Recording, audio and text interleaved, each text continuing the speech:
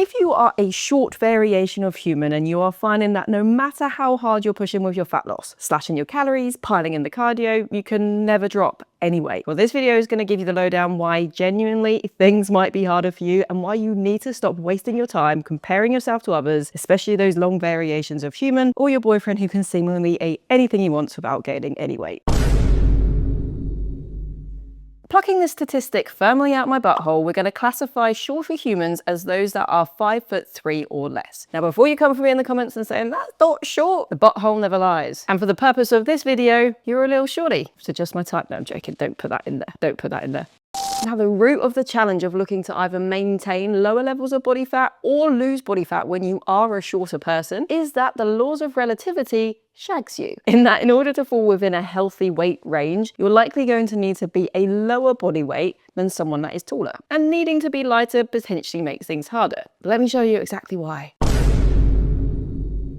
So here we have three humans, Jane, Susan, and Timothy. For the purpose of this experiment, then, living the exact same life. They have only just started weight training, so they don't have much muscle mass, but they are going to the gym 3 times a week. They're walking just over what the average person does and hitting 5,000 steps a day, and they're all slightly overweight for their height, looking to drop around 5 kilograms. Jane is 5'1", she's 65 kilos, looking to drop down to 60 kilos. Susan is 5'7", 75 kilos, and looking to drop to 70 kilos. And Timothy is a man that is 6 foot, 90 kilos, and looking to drop down to 85 kilos. Now, performing some magic, aka using my calorie calculator, you can use the same here. Little Jane's average calorie expenditure per day is only 1,800 calories. Susan, the slightly taller woman, is expending just over 2,100 calories a day. Then finally, fucking Timothy is burning just over 2,600 calories per day. So even though they're doing the same exercise, the same amount of steps per day, living the exact same life, the calorie expenditure is completely freaking different. And the reason for that is that the more mass you have, the more calories you expend. As mentioned, each of these nuggets are looking to lose around 5 kilos, which is around 11 pounds. Now, in order to lose 1 pound of body fat over a period of time, you need to be in a calorie deficit of 3,500 calories. So if you were to play that out over a week, you would need to consume 3,500 calories less than your maintenance over that week's period. Averagely speaking, that's looking to consume 500 calories less than your maintenance per day. So if Timothy were to take 500 calories off his daily calorie expenditure, he would still be consuming 2,100 calories. So yeah, that's why your boyfriend is a fucking prick when it comes to fat loss. That, and he probably is a fucking prick anyway. When was the last time he bought you flowers? It's a question to ask yourself regularly. But it isn't just your fucking boyfriend, it's your best friend as well. With her maintenance at 2,100 calories, bringing down 500 calories beneath that is still getting her to 1,600 calories. A bit of a pinch, but still pretty alright. And then we have poor old Jane, fucking Jane, who needs to bring her calories all the way down to 1,300 calories in order to see the same rate of fat loss as buddy Susan and Timothy. And hell, she might even need to go lower than that. As she continues to drop body fat, her mass reduces, therefore her calorie expenditure reduces. So to maintain that very standard 1 pound per week, she might be needing to push to 1,200 calories or potentially below in order to see that happen. Now, I know, you've been told by people on the internet that 1,200 calories is not enough for a toddler to live on. So order in the court, calm your titties. Because yeah, as a coach, I never want to diet people on super low calories, and I would consider 1,200 calories as super low. But as a coach, I also live in fucking reality. And sometimes, maybe a small variation of human that potentially has other metabolic conditions, such as PCOS, might need to go somewhere a little bit lower than what sounds nice and sexy online. And if you are needing to do that, you're probably not broken. You're probably just a little bit small. Now, with this being said, as mentioned, I don't fucking like getting people to lower calories, especially if they don't need to. So before just crashing yourself down there's a few things that I think are absolutely vital to do first. And that is things that are going to hopefully prevent you from needing to go to lower calories. And then if you are needing to tickle down to lower calories, making that a lot more bearable and a lot more sustainable in the long term. So the rest of this video, let's make sure you're not fucking yourself up. So if it is looking likely that we're going to need to tickle your calories relatively low, there's a few things that I recommend doing to make sure that we're preventing that as much as possible. One of the best strategies to support your fat loss and potentially prevent you needing to go to super low calories is increasing your movement. And in my opinion, the best way to do this is by looking to increase your steps. Going out for daily walks and increasing your steps is not only something that doesn't bring in a ton of fatigues like doing 1,000 burpees a day would do, but it's also got a whole host of other benefits. Going out for a daily walk without your phone and getting out with some nature stronger. Like, that's fucking rewarding as tits. And I think most people would be happier if they did it a bit more. And personally, if you ask me, would you rather increase your steps by a couple of thousand a day or reduce your calories by a couple hundred a day? I would choose the steps every single bloody time. Yes, it's time consuming, but when you get used to it, you often find ways to make it work. Now, to illustrate how much of an impact steps can have, we're going to bring Jane back. Because when I gave her her calories initially, she was only doing 5,000 steps a day. But if we were able to get that to 10,000 steps a day, then her calorie expenditure would be closer to 2,000 calories a day, meaning she could see decent rates of fat loss on higher calories. Now, 100%, going from 5,000 steps a day to 10,000 steps a day, that could be a mighty task to take on. If you can jump and do it, fucking fair play to you. But if not, just increasing by 1,000 to 2,000 steps a day for a couple of weeks at a time to slowly build up to 10,000 steps will help you build up to there wonderfully. Taking this hypothetical situation into a real situation, one of my clients, Angela, she started working with me over a year ago, and she's 5 foot and has been looking to drop from around 60 kilos down to 55. Previously, she had been trying to diet on 1,000 calories and never fucking stuck to it, but she was only doing 3,000 to 4,000 steps a day. Over the last year, we've managed to build up to 10,000 to 12,000 steps a day. She's losing weight effectively on 1,400 calories per day, which is a lot more than she was eating before. And my God, are things working a lot better. You can just see for yourself. Now, another strategy that long-term sets you up to be burning more calories every single bloody day is actually increasing your mass. I know, don't worry, I've not gone mental. There's certain mass that you might want to lose, aka your fat mass. But not all mass is bad. And muscle mass is actually really fucking fantastic. It's incredible for your health, it helps you open more pickle jars, and it makes you quite good at shagging, apparently. But in this context, more muscle mass means more calories expended on a day-to-day basis. Meaning not only could you diet on higher calories, but you'll maintain on higher calories too, which is a pretty sexy place to be. But just like anything that sounds too good to be true, there's always a caveat. And the caveat with muscle growth is that it is painfully slow and it doesn't unlock unlimited calories for the rest of your life. Gaining 10 kilograms of muscle mass will easily take years of consistent hard training. And for 1 kilogram of muscle, you might burn an additional 13 calories a day, give or take, which, yeah, sounds pathetic. But as mentioned, if you have 10 kilograms, that's 130 calories extra a day over a week. It does make a difference. But yeah, it just takes a long time to build that amount of muscle mass. So it's something to look at as a very long-term strategy. But hell, in my opinion, training and getting stronger and building muscle should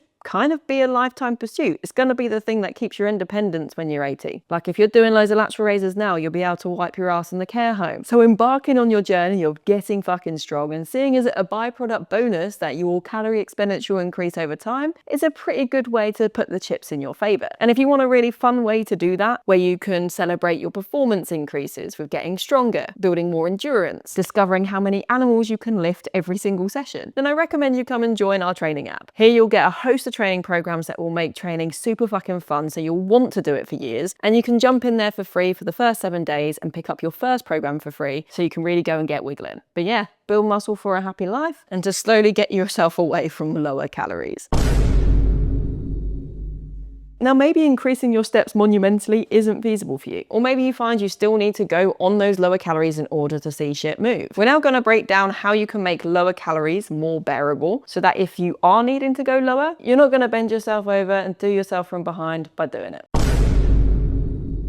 The first fatal error I see is that people are way too quick to say that they need to be on low calories to lose body fat. And people claim that they're not dropping body fat on 1,200 calories when really they're not eating 1,200 calories. Because anyone that's gone down to 1,200 calories will be the first to tell you that there's not much room for wiggle room. In that on a day-to-day basis, things like your sauces, liquid calories, cooking oils, not weighing portions can very easily bump your calories up without really noticing. And then if you're sticking to 1,200 calories Monday to Friday and then Friday night, Saturday and Sunday becomes a little bit of a YOLO situation, it's very likely that those weekend calories are increasing your weekly calories more than you realize. Now, this isn't because you suck, it's because understanding your calorie intake genuinely, accurately is really difficult to do. Hell, even when I went through my deficit recently, I'll link the video, I fucked this up. And I wasn't even on that lower food. So before you are deciding to go on lower calories and using the tips I've got coming up, check yourself before you wreck yourself. Are you actually being as consistent as you say you are? Pinky promise that you do that? Good. So let's go into some top tips for making lower calories suck a lot less.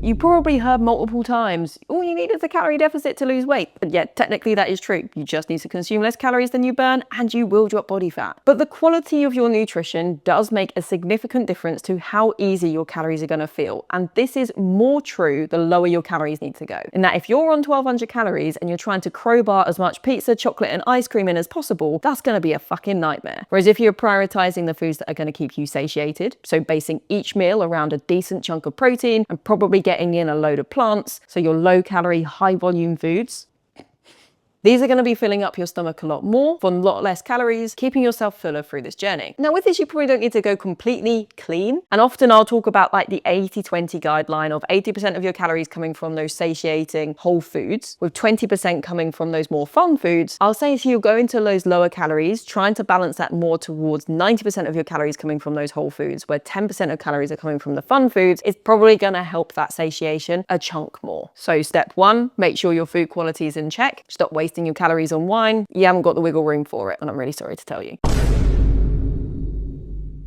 Now, the second thing I recommend you doing is phasing up your hunger in a way that feels mostly okay for you. Look, dieting, no matter the calories, even your boyfriend that is seemingly in 1,000 calories more than you, if you are putting yourself in a deficit, your body's gonna know about it. Hunger's gonna go up, fatigue is gonna go up, and there's not really much you can do to eliminate that completely. But there are things you can do to make that discomfort something you can manage. And periodizing your hunger to a way that suits you might help that quite a bunch. Now, this is just a pattern that I've noticed with clients that need to go on those lower calories. They tend to find things like intermittent fasting quite helpful. Now, for the record, intermittent fasting isn't fucking magic. All it does is it reduces the window of your day that you can eat. When that happens, you tend to eat a lot less. And as mentioned, those that are on lower calories, if they're doing something like skipping breakfast and they're not that hungry for breakfast, and prioritizing those calories for a bigger lunch and dinner, I have seen that can make life a lot easier, as that might look like 2 500 calorie meals and 200 calories left over for snacks if you're looking to consume around 1200 calories. Now, as mentioned, this might not be the thing for everyone. With your diet, it certainly is a case of different flicks for different chicks. Now, please don't take this as me telling you that you have to fast if you are looking to go on those lower calories. It just could potentially be a useful tool to have a little flirt with, because the most important thing about you looking to stick to your fat loss goals is that the diet that you are following is something that you can adhere to long enough to get you to where you want to go. Because the diet can look like the absolute tits on paper, but if you can't stick to it for more than 2 or 3 days, it's absolutely worthless. So fuck about and find out what works best for you. Then the third thing that I'd recommend is actually phasing up your hunger longer term as well. As mentioned, going through a deficit, you're still going to have some of those adverse effects of tiredness, hunger, yada, yada, yada. But a very underrated tool in all walks of fat loss is having maintenance phases as part of your strategy. So instead of just thinking, I'm on a diet, I'm gonna do the diet, and then I'll be happy forever, maybe try to phase that up a little. The way that we do this within our coaching is often having, say, 4 to 8 week diet phases where we push on that deficit, and then we follow that up with 1, 2, or 3 week maintenance phases. The biggest thing that people come back with is, well, that can't be sustainable. And that's completely right. Being on 1200 calories for the rest of your life would be fucking miserable. But it might be a means to an end to get you to the fat loss goals that you have. Just the most important thing that you make sure you're considering as part of your strategy is, well, what comes after? And understanding how to come up to maintenance calories and eat more over time, that's going to be absolutely fundamental to your fat loss long term. And if you're wondering what that stage of the journey looks like, I recommend going and giving this video a watch, because I go through the exact strategy that I use when I finish my fat loss journey, which I hope helps you.